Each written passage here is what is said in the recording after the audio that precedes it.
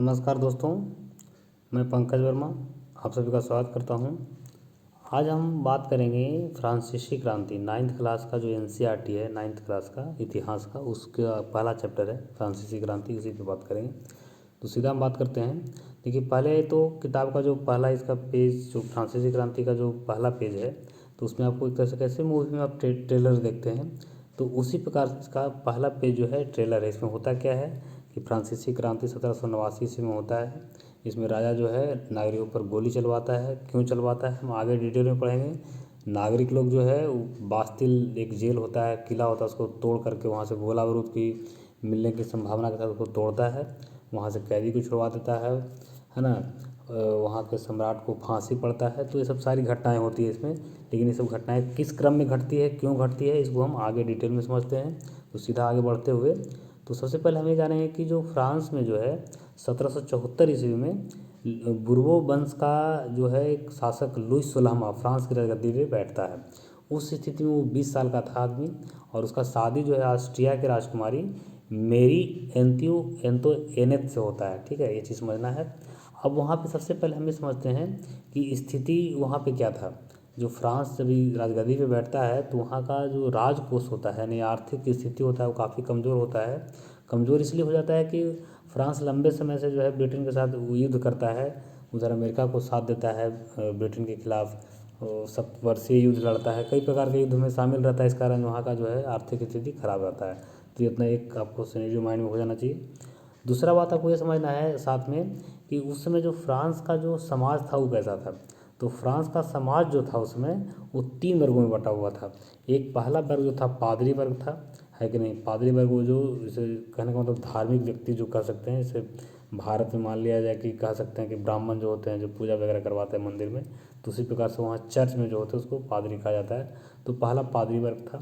दूसरा कुलीन वर्ग था, है कि नहीं। और तीसरा जो शेष लोग था, दोनों को छोड़ करके वो सब तीसरा स्टेट में आता था।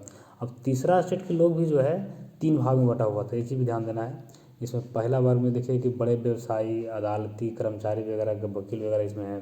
दूसरा वर्ग में जो है किसान और कारीगर है। छोटा भूमिहार छोटे किसान, भूमिहीन, मजदूर, नौकर, ये सब जो है तीसरे वर्ग में है। यानी उसका समाज 3 वर्गों में बटा हुआ था। तीसरा वर्ग भी 3 वर्ग में बटा हुआ था, है ना। अब यहाँ पे समस्या ये था कि जो पादरी वर्ग और कुलीन वर्ग था वो जो है टैक्स देता नहीं था। टैक्स कौन देता था, ये तीसरा वर्ग है, वही टैक्स देता था, उसी से सरकार का राज का चलता था। और संपत्ति का एक बड़ा हिस्सा, जमीन का एक बड़ा हिस्सा जो था किसके पास था, पादरी वर्ग और कुलीन वर्ग के पास। तो ये चीज़ समझने वाली बात है।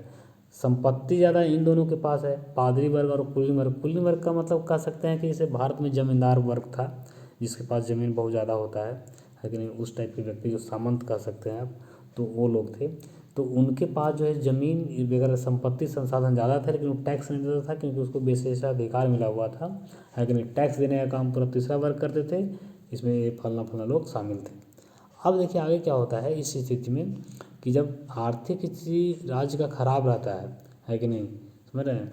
तो उस स्थिति में जाहिर सी बात है, राजकोष जब खाली रहेगा तो राज्य क्या करता है, यानी कि सरकार क्या करेगी, चाहे प्रजातंत्र हो या लोकतंत्र हो, जो भी हो, या गणतंत्र हो या फिर राजतंत्र हो, जो भी किसी प्रकार का शासन व्यवस्था हो, तो राजतंत्र को जो कोष है, राजकोष होता है, उसको मेंटेन करने के लिए कर बढ़ाया जाता है। इतना तो आपको पता है।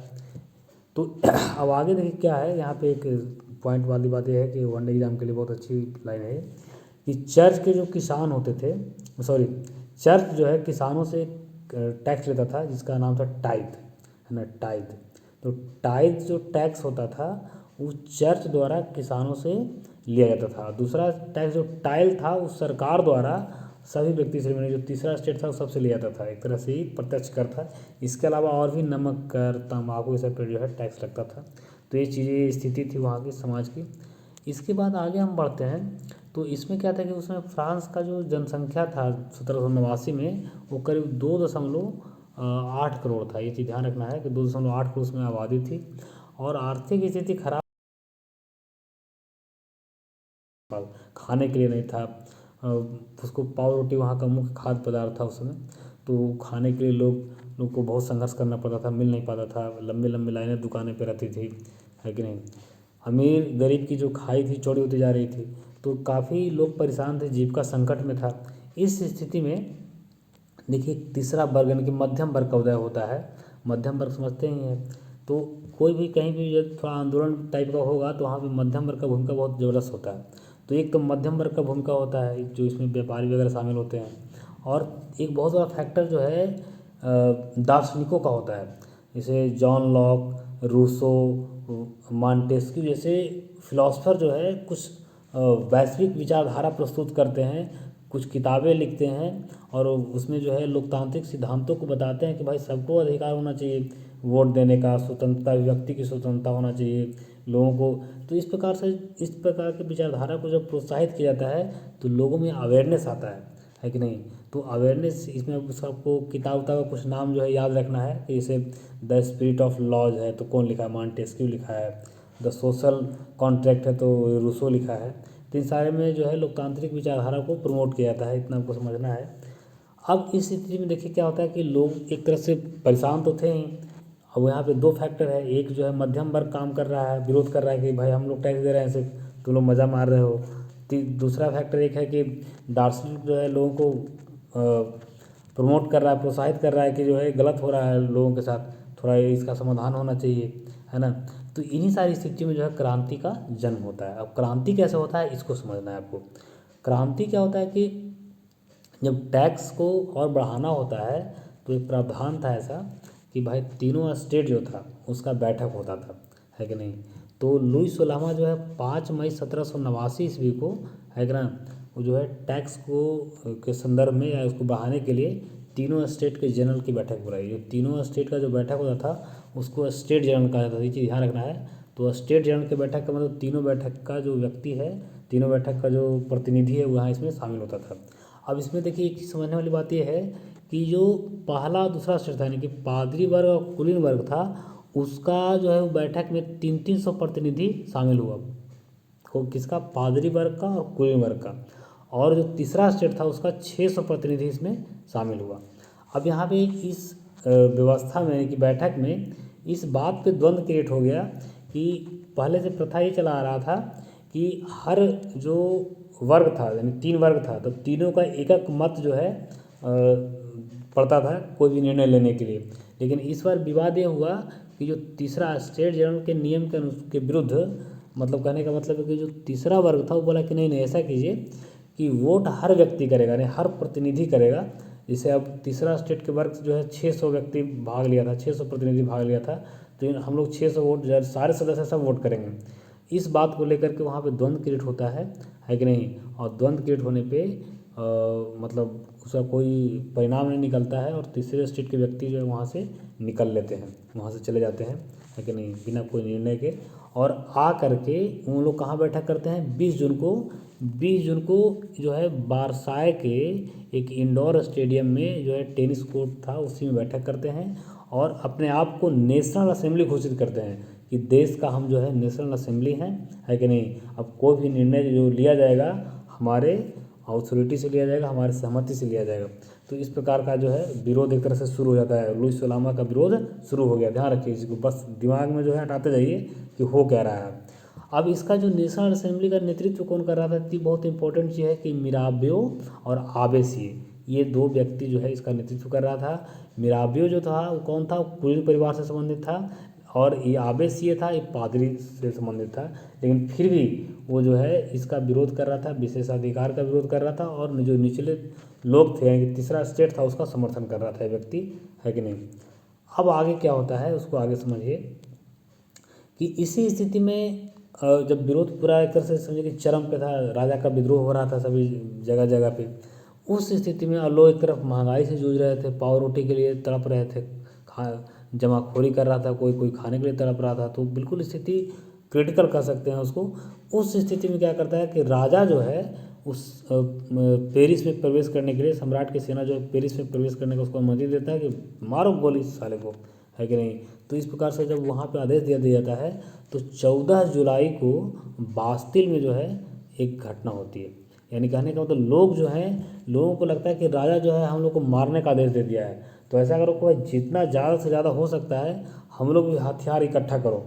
तो हथियार इकट्ठा करने के लिए जो है इन लोग तो आगे लाठी उठी का इस्तेमाल करते ही हैं, लेकिन उसके बाद जो है क्या करते हैं कि एक जेल रहता है वास्तिल, तो सोचते हैं कि यहाँ बहुत हथियार बम बारूद होगा तो यहीं से लूट लो। तो पूरा भीड़ जो है जा कर के वहाँ बास्तिल पे ही हमला कर देता है और वहाँ से जो भी हथियार वगैरह, हालांकि ज़्यादा कुछ मिलता नहीं है ना, तो लूट लिया था वहाँ। और लूटने के बाद क्या होता है कि अभी भीड़ जो था जहाँ तहाँ जहाँ मिला जो जमाखोरी किया था, अनाज वगैरह, अनाज भंडार लूट लिया, जो दस्तावेज था सब जला दिया। अब भीड़ का तो कोई माई बाप होता नहीं है, वो बिल्कुल भीड़ ऐसा ही काम करता है। कई जागीरदार यानी कुलीन वर्ग थे जो छोड़ करके भाग गए, पड़ोसी देश में जाके शरण ले लिए। तो इस प्रकार का मतलब क्रांति जो है इस लेवल का हुआ था। अब इन सब क्रांति के भय से इसको मतलब मेंटेन करने के लिए, शांति करने के लिए, ये जो लुई 16वां है अभी एक निर्णय लेता है। ये क्या करता है कि नेशनल असेंबली को मान्यता देता है कि ठीक है भाई, अब हम जो काम करेंगे वो नेशनल असेंबली के नियंत्रण में काम करेंगे। ये बहुत बड़ी बात होती है, यहाँ पे एक बहुत बड़ा जीत होता है किसका, तीसरा स्टेट का, है कि नहीं। तो नेशनल असेंबली जो उसको मान्यता देता है। अब क्या होता है इसके बाद कि जब इसको मान्यता मिल जाता है तो ये अपना कुछ पावर दिखाता है। तो जो पादरी वर्ग का विशेषाधिकार था उसको ख़त्म कर देता है, धार्मिक जो कर था उसको समाप्त करता है, सरकार को थोड़ा सा राजकोष बनता है, थोड़ा उसमें इनकम होता है, 20 अरब लिवरे का जो है संपत्ति सरकार के हाथ में आता है। तो ये सारे सिचुएशन क्रिएट होते हैं।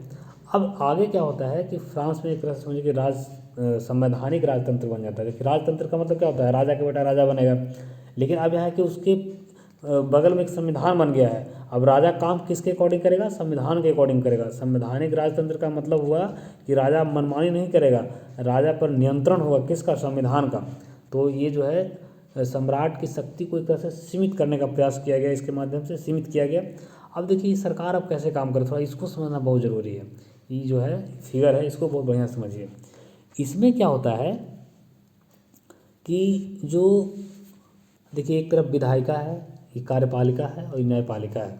आपको पता है कि न्यायपालिका का काम क्या होता है, विधायिका का काम है विधि बनाना, कार्यपालिका का काम है, कार्यपालिका में से राजा होता है, मंत्री होता है, वो विधि को लागू करता है कि नहीं। और न्यायपालिका इस चीज़ को सुनिश्चित करता है कि विधि जो है संविधान के अकॉर्डिंग है कि नहीं है, उसको जो है परीक्षण करता है, नहीं रहा उसको निरस्त कर सकता। तो ये तो काम होता है मोटा मोटा, आपको पता है। लेकिन अभी कि इसका विधायिका का निर्माण कैसे हुआ था, तो देखिए उस समय आबादी था, मतलब कहने का मतलब है कि फ्रांस का कितना 2.8 करोड़, लेकिन उसमें 40 लाख लोग ही जो है सक्रिय नागरिक थे, है कि नहीं। ये चीज़ को समझना बहुत ज़रूरी है कि वहाँ पे सक्रिय नागरिक कितना थे, 40 लाख लोग। यही लोग 40 लाख यानी 2.8 करोड़ लोगों में 40 लाख लोगों ने वोट के माध्यम से 50,000 पुरुष को चुना। पुरुष को सिर्फ, महिला को नहीं, ध्यान रखिएगा यहाँ पे महिलाओं को भी वोट देने का अधिकार नहीं मिला है।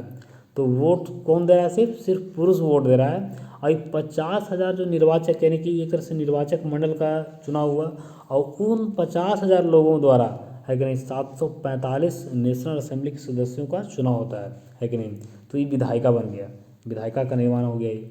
अब जो है विधायिका नियंत्रण किस पे रखता है, राजा पे नियंत्रण रखता है कि राजा कुछ भी मनमानी नहीं करेगा, है कि नहीं। मंत्री पे नियंत्रण रखता है। सम्राट क्या करता है कि सम्राट के पास एक वीटो पावर होता है सिर्फ, मतलब कोई वैसा रूल बनाया जाए, जैसे आज भी इस राष्ट्रपति के पास कैसे वीटो पावर है, तो उस प्रकार से वीटो पावर सिर्फ सम्राट के पास होता है। और एक न्यायाधीश की नियुक्ति होती है जो जितने भी कानून वगैरह बनाए जाते हैं उनको देखता है कि संविधान सम्मत है कि नहीं। तो यहाँ पे दूसरा बात ये समझना है कि एक तो सक्रिय नागरिक था जो जिसको वोट करने का अधिकार था, यानी 40 लाख लोग। दूसरा था निष्क्रिय नागरिक जिसको वोट करने का अधिकार नहीं। उसमें कौन कौन शामिल था, पुरुष भी शामिल थे, महिला तो पूरा शामिल था, किसी महिला को वोट देने का अधिकार नहीं था, बच्चे शामिल थे, 25 वर्ष से कम उम्र के जो भी लोग थे वो सब शामिल थे, उसको वोट देने का अधिकार नहीं था। पुरुष में भी जो किसान था, गरीब था, भूमिहीन था, मजदूर था, नौकर था, उसको जो है वोट देने का यहाँ पे अधिकार नहीं है, उसको निष्क्रिय नागरिक के रूप में यहाँ पे रखा जाता है। तो इस चीज़ को समझिए, ये आगे भी काम करेगा अभी, है कि नहीं। अब यहाँ पे जो है 1791 में संविधान जो है ने कानून बनाने का अधिकार नेशनल असेंबली को सौंप दिया, है ना। अब आगे जो है कानून बन जाता है। अब आगे कानून बनने के बाद देखिए क्या होता है ना। कानून जब बन जाता है तो अब यहाँ पे एक तरह से हम कह सकते हैं कि वहाँ पे लागू हो जाता है, एक तरह से संवैधानिक राजतंत्र चल रहा था। अब यहाँ पे आगे देखिए कि अब राजतंत्र, अब देखिए पहले तो संवैधानिक राजतंत्र स्थापित हुआ, अब राजतंत्र का उन्मूलन समझना है कि राजतंत्र का उन्मूलन हो जाता है और गणतंत्र की स्थापना होती है। तो तो एक अपने आप में बहुत बड़ा घटना, देखिए कैसे घटनाक्रम जो है बदल रहा है फटाफट, है ना। अब जो है लुईस सुलामा को लगता है कि इन लोग तो हम पर नियंत्रण स्थापित कर लिया है संविधान के माध्यम से, तो ये लगता है कि हम बगल के और भी यूरोप के जो देश थे आसपास के, तो वहाँ पे तो लोग तो संविधान जैसा कोई कॉन्सेप्ट था नहीं, राजा ही था।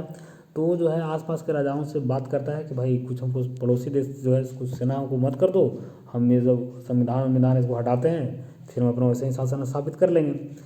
लेकिन ये अपना प्लान बनाता ही है लुईस सुलामा उस दौरान जो है 1789 की गर्मियों के दिन में जो ऐसी एक घटना होती है कि नहीं, ये अपना एक प्लान बना ही रहा था ऐसा कि 1792 में नेशनल असेंबली जो है परसा और ऑस्ट्रिया के विरुद्ध युद्ध की घोषणा कर देता है।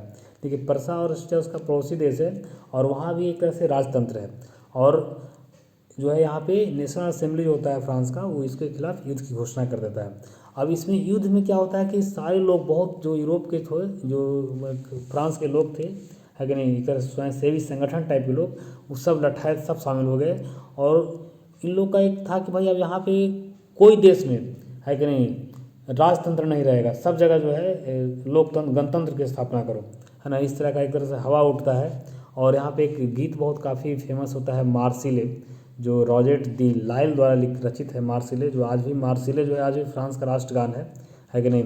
तो ये चीज़ें जो है प्रसारित होता है। अब आगे क्या होता है कि मतलब विद्रोह काफ़ी होता है वहाँ से, आसपास के जो भी यूरोप के, वहाँ फ्रांस के आसपास के देश थे, वहाँ भी विद्रोह फैल जाता है ना। अब यहाँ पे होता है कि भाई राजा का हटा दो, राजा रहेगा ही नहीं, है ना।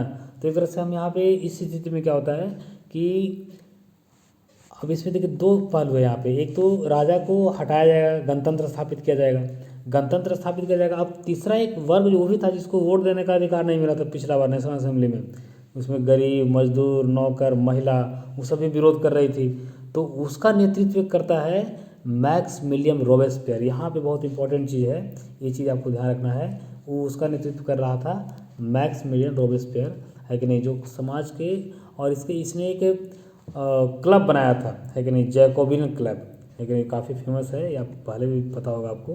तो इस जैकोबियन क्लब के माध्यम से इन लोग का नेतृत्व करता है कौन, मैक्समिलियन रॉबेस्पियर, किसका, नौकर का, मजदूर का, जो निचले तबके के लोग थे।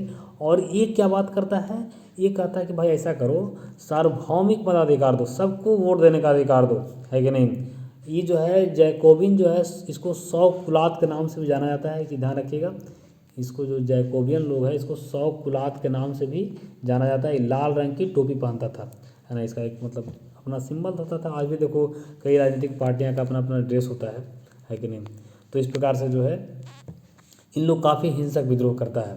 और हिंसक विद्रोह करने के दौरान क्या होता है कि जो शाही परिवार होता है, राजा होता है, जैसे लुईस सोलहवां वहाँ का राजा था, तो उसके महल पे हमला करता है, हमला कर करके उन लोगों को सबको कैद बना लेता है, और एक नया अपना एक संविधान एक तरह से कह सकते हैं कि सेटअप करता है। उसमें सबको, मतलब संविधान तो ही रहता है लेकिन उसमें वोट देने का अधिकार सबको दे देता है कि नहीं, इस प्रकार की व्यवस्था क्रिएट करता है ना। अब आगे क्या होता है कि 21 सितंबर 1792 को जो है राजतंत्र का अंत होता है, यानी कि राजतंत्र को अंत करके गणतंत्र की स्थापना हो जाती है। और इसके बाद फिर क्या करता है कि 21 जनवरी 1793 को जो लुईस सुलामा था उसको देशद्रोह के आरोप में फांसी दे दिया जाता है, उसकी पत्नी को भी फांसी दिया जाता है। तो यहाँ पे आपको ये इतना समझ में आ जाना चाहिए कि जो राजतंत्र था वो समाप्त हो जाता है और वहाँ पे गणतंत्र की स्थापना होती है। और उसका गणतंत्र का स्थापना करने में किसका भूमिका रहता है, यहाँ पे रोबेस्पियर का, ध्यान रखना है।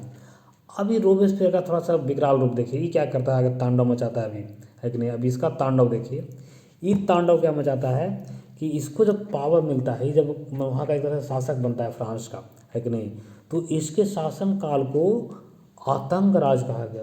भाई देखिए आया किसके नाम पे, गरीबों के नाम पे, मजदूरों, किसानों के नाम पे, कि हम आपका हित करेंगे, आपका हम कल्याण करेंगे, है कि नहीं।